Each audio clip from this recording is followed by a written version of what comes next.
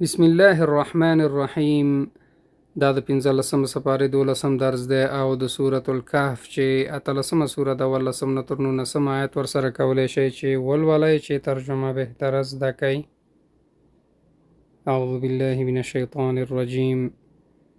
تزاوروا میلان کوي.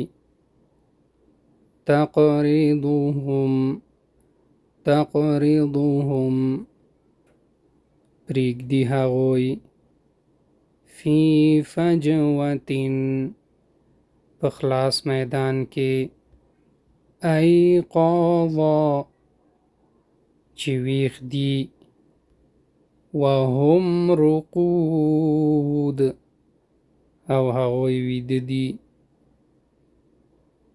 وکلبهم او سپی د هغوی ذراعیه دواړه څنګلې خپلې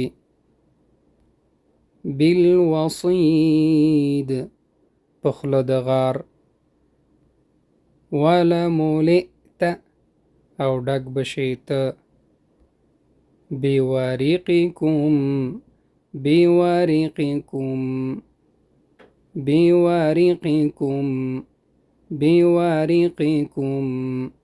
په سپینو زرو ستاسې. امید ده درس مو ته شوی. نور دوستانو سره هم چې شیر کوي نو الله مل شه. په یاد ولرئ چې دې سره آیتونه چې تاسو ولولئ ترجمې سره نو دا لغتونه به ستاسو حافظې کې پاتې شي او ښه به زده کړئ.